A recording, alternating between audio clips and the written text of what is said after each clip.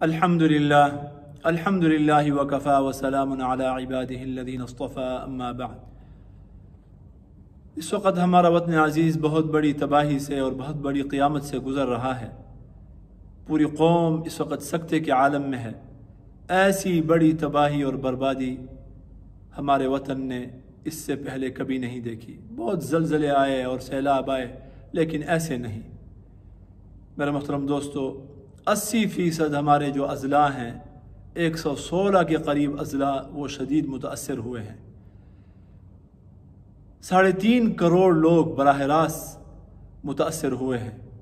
10 لاکھ مکانات یا تو بالکل صفحہ ہستی سے مٹ گئے، ختم ہو گئے، یا جو ہے نا ناقابل رہائش ہیں، اور 10 لاکھ مویشی مر گئے ہیں۔ اربوں ڈالر کا جو ہے نا نقصان ہوا ہے۔ ایسی بڑی تباہی ہوئی ہے کہ اگر صحیح طریقے سے محنت بھی کی جائے تب بھی دوبارہ اٹھنے میں سالوں لگ جائیں گے، اور ہمارے تو ویسے بھی حالات بہت مخدوش تھے پہلے سے ہی۔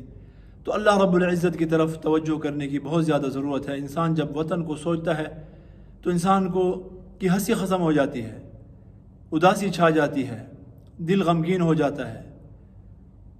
اس وطن نے ہمیں شناخت دی ہے، اللہ رب العزت نے اس کو سبب بنایا ہے اور ہماری روزی کا، ہماری پہچان کا۔ تو ابھی بحیثیت پاکستانی کے، بحیثیت مسلمان کے، وطن بھی ہم سے کچھ مانگتا ہے۔ ہمیں لوٹانے کی ضرورت ہے، اس کے لیے کچھ کرنے کی ضرورت ہے۔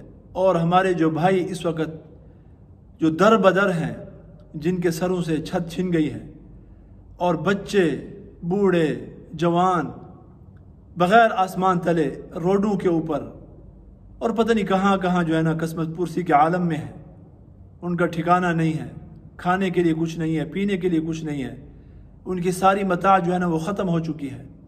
میرے محترم دوستو، ان کو کون سنبھالے گا؟ یہ ہمارے بھائی ہیں، ہمارے دوست ہیں، ہم ہی نے ان کو دلاسا دینا ہے، ہم ہی نے ان کو سنبھالنا ہے۔ جن کو اللہ رب العزت نے مال دیا ہے وہ مال خرچ کریں۔ جو کہتے ہیں کہ ہمارے پاس کم مال ہے، وہ یہ سوچیں کہ ہمارے پاس گھر تو ہے، چھت تو ہے، صحیح سالم ہیں، بچوں کے ساتھ کوئی جانی نقصان نہیں ہوا، کوئی مالی نقصان نہیں ہوا۔ جو تھوڑا ہے اس میں سے ان کو دیں، لیکن دیں ضرور۔ میرے محترم دوستو، اور جن کے پاس کچھ نہیں ہے یا زیادہ نہیں دے سکتے، تو جو لوگ میدان میں ہیں، رفاہی تنظیمیں ہیں، اور ماشاءاللہ دینی مدارس ہیں، اور علماء کی زیر نگرانی چلنے والی اور امانتدار لوگوں کے زیر نگرانی چلنے والی جو چھوٹی موٹی تنظیمیں ہیں، رفاہی تنظیمیں اور ادارے، ان کے اوپر اعتماد کر کے ان کے حوالے کریں اور اپنا حصہ جو ہے نا ملائیں، یا جو ہے نا ان کے ساتھ بطور رضاکار کے شامل ہو جائے خدمت میں۔ واللہ العظیم، جب آپ لوگوں ان دکھی لوگوں کی خدمت کریں گے تو دیکھیے پھر اپنی ایمان کی حالت اور آپ کے اندر مخلوق خدا کے ساتھ رحم دلی کا کیسے جو ہے نا وہ جذبہ پیدا ہوتا ہے، اور اللہ رب العزت اس کے اوپر جو ہے نا کتنا نوازتے ہیں۔ اس وقت جو میں آپ کے سامنے بیٹھا ہوں، ان لوگوں کے لیے خوشخبری سنانے بیٹھا ہوں جو اس وقت میدان میں ہیں اور فیلڈ میں ہیں۔ ان کے لیے نبی کریم صلی اللہ علیہ وسلم کی طرف سے بہت ہی بہترین خوشخبری ہے۔ جو لوگ خدمت کر رہے ہیں، اپنے بھائیوں کے دکھ درد میں شریک ہیں، عملی طور پر پریکٹیکلی میدان میں ہیں، خدمت کے میدان میں۔ حضرت عبداللہ بن عمر رضی اللہ تعالی عنہما کی حدیث ہے، طبرانی شریف میں ہے، اور حضرت شیخ البانی رحمہ اللہ نے اس کو حسن قرار دیا ہے۔ آپ کو پتہ ہے کہ صحابہ کرام رضی اللہ عنہم اجمعین آپ صلی اللہ علیہ وسلم سے مختلف موقعوں کے اوپر مختلف سوالات کیا کرتے تھے۔ پوچھا کرتے تھے کہ یا رسول اللہ، سب سے بہترین بندہ کون ہے؟ سب سے بہترین انسان کون ہے؟ سب سے بہترین عمل کون ہے؟ تو آپ صلی اللہ علیہ وسلم ہر ایک کو اس کے حالات کے مطابق جو ہے نا جواب دیا کرتے تھے۔ مخاطب جو سامنے ہوتے تھے ان کے حالات کو دیکھ کر آپ صلی اللہ علیہ وسلم جواب دیا کرتے تھے۔ تو آپ صلی اللہ علیہ وسلم سے ایک مرتبہ پوچھا گیا، یا رسول اللہ، سب سے بہترین انسان کون ہے؟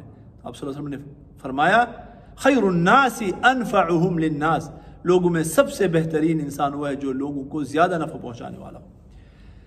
پھر سوال کیا، عرض کیا، یا رسول اللہ، سب سے بہترین عمل اور سب سے پسندیدہ عمل، سب سے محبوب عمل اللہ تعالیٰ کو کون سا ہے؟ تو آپ صلی اللہ علیہ وسلم نے چند اعمال کی فہرست گنوائی کہ یہ اعمال اللہ رب العزت کو سب سے زیادہ محبوب ہیں۔ فرمایا احب الاعمال الى اللہ عز وجل سرور تدخلہ علی مسلم۔ اللہ رب العزت کو سب سے محبوب عمل نمبر 1 یہ ہے کہ کسی مسلمان کو آپ خوش کر دیں۔ اس وقت سیلاب کی مصیبتوں میں ہیں، لوگ در بدر ہیں، بے گھر ہیں، پریشان ہیں، رو رہے ہیں، تو آپ جا کر ان کو کسی طریقے سے خوش کر دیں، کوئی خوشی جو ہے نا ان کو مہیا کر دیں، کسی بھی طریقے سے ان کو کیش دے کر، ان کو راشن پہنچا کر، ان کو جو ہے نا تازہ فوڈ جو ہے نا وہ کھانا پہنچا کر، صاف پانی جو ہے نا ان کو مہیا کر کے، یا جو ہے ان کو تسلی کی بات کہہ کر، کلمہ طیبہ کہہ کر، اچھی بات کہہ کر، طیب کلام اور پاکیزہ کلام، خوش کرنے والا کوئی جو ہے نا ان کو بات کہہ دے، تب بھی فرمایا سرور تدخلہ علی مسلم او تکشف عنہ کربتا، یا کوئی غم، کوئی مصیبت، کوئی پریشانی جو ہے نا آپ ان سے ہٹا دیں، یہ بہترین عمل ہے۔ اور فرمایا او تقضی عنہ دینا، یا اگر وہ قرض دار ہے تو اس کا قرض جو ہے نا ادا کر دیں، او تطرد عنہ جوعا، یا اگر بھوکا ہے تو اس کی بھوک دور کر دیں۔ آج آپ دیکھ رہے ہیں ہمارے چھوٹے چھوٹے جو ہے نا بچے، بوڑھے، وہ کتنے دنوں سے جو ہے نا فاقوں میں ہیں، ان کے لیے کھانے کا کچھ نہیں ہے، صاف پانی، ہر طرف پانی ہی پانی ہے لیکن صاف پانی نہیں ہے، تو ان کی بھوک مٹا دینا، ان کی پیاس مٹا دینا، یہ اللہ کو بہت ہی محبوب عمل ہے۔ اور آگے فرمایا وَلَا أَنْ أَمْشِيَ فِي حَاجَةِ أَخٍ أَحَبُّ إِلَيَّ مِنْ أَنْ اعتکف فی هذا المسجد، یعنی مسجد المدینہ شہرا، کہ میں اپنے کسی مسلمان بھائی کی قضاء حاجت کے لیے، حاجت روائی کے لیے، اس کی حاجت اور ضرورت پورا کرنے کے لیے میں چل پڑوں، یہ مجھے اس سے زیادہ جو ہے نا محبوب ہے کہ میں اس مسجد میں، اس شہر کی مسجد یعنی مدینہ شریف کی جو مسجد ہے، مسجد نبوی علی صاحبہ الصلاۃ والسلام میں 1 مہینے تک جو ہے نا اعتکاف کروں۔ میرے محترم دوستو، ایک نماز پڑھنے کا جو ہے نا کتنا بڑا ثواب ہے، اور پھر یہ کہ 1 مہینے تک اعتکاف کرنا مسجد نبوی شریف میں۔ آپ صلی اللہ علیہ وسلم فرمایا کہ مجھے کسی مسلمان کی حاجت کے لیے جو ہے نا چلنا اس سے بھی زیادہ جو ہے نا وہ پسند ہے۔ سبحان اللہ۔ تو یہ لوگ جو مسلمانوں کی حاجات پورا کرنے کے لیے جو ہے نا پانیوں میں، سیلاب کے پانیوں میں، کیچڑوں میں جو ہے نا وہ چل رہے ہیں، مشقتوں میں، تو ان کا کتنا جو ہے نا وہ اجر کما رہے ہیں۔ سبحان اللہ۔ آپ صلی اللہ علیہ وسلم کی سنت کے اوپر کیسے جو ہے نا وہ عمل کر رہے ہیں۔ اور آگے فرمایا وَمَنْ كَظَمَ غَيْظَهُ وَلَوْ شَاءَ أَنْ يُمْضِيَهُ أَمْضَاهُ مَلَأَ اللَّهُ قَلْبَهُ يَوْمَ الْقِيَامَةِ رِضًا۔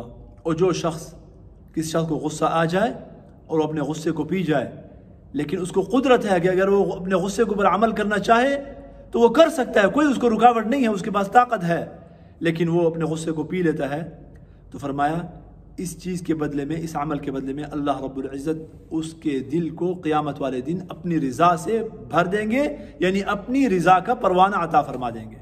سبحان اللہ۔ اور آگے فرمایا وَمَنْ مَشَى فِي حَاجَةِ أَخِيهِ حَتَّى يَقْضِيَهَا لَهُ ثَبَّتَ اللَّهُ قَدَمَيْهِ يَوْمَ تَزِلُّ الْأَقْدَامِ۔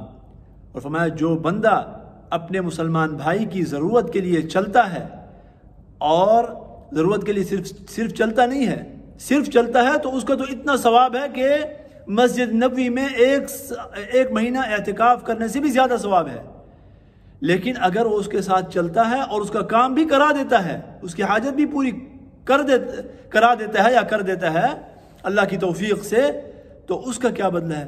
فرمایا اللہ رب العزت اسے یہ بدلہ عطا فرمائیں گے قیامت کے دن، جب ہر کسی کے قدم، یعنی بہت سارے لوگوں کے اور جو ہے نا قدم جو ہے نا وہ پھسل جائیں گے، تو اللہ رب العزت اس کے قدموں کو جو ہے نا ثبات اور ثابت قدمی عطا فرمائیں گے۔ اس کے قدم وہاں پر جما دیں گے۔ کیا مطلب جما دیں گے؟ اللہ رب العزت اس عظیم امتحان میں جو ہے نا اس کو پاس فرما دیں گے۔ تو کتنی بڑی جو ہے نا یہ خوشخبریاں ہیں ان لوگوں کے لیے جو اس وقت جو ہے نا میدان میں ہیں اور جو ہے وہ خدمت کر رہے ہیں۔ اللہ رب العزت ہم سب کو جو ہے نا اپنے ضرورت بس کے مطابق بلکہ بس سے زیادہ جو ہے نا اس کار خیر میں حصہ ملانے کی توفیق نصیب فرمائے۔ میرے محترم دوستو، یہ ہمت کا وقت ہے، ہاں، ہمت مرداں مدد خدا، ہاں، ہمت دکھانے کا وقت ہے، ہاں، آنکھیں نیچے کرنے کا وقت نہیں ہے، بلکہ میدان میں جو ہے نا کودنے کا وقت ہے۔ اس وقت قوم کو سہارا دینے کا وقت ہے۔ وطن ہم سے جو ہے نا مانگ رہا ہے کچھ اس وقت، ہاں، ہمارے بھائی ہماری طرف جو ہے نا دیکھ رہے ہیں۔ ہاں، ہمت کرنی چاہیے میرے محترم دوستو، جس طریقے سے بھی انسان جو ہے نا مدد کر سکے کرے، کسی بھی طریقے سے۔ اللہ رب العزت ہم سب سے راضی ہو جائے، اللہ پاک ہمارے حال کے اوپر جو ہے نا رحم کر دے، ہمارے وطن کے حال کے اوپر جو ہے نا رحم کر دے۔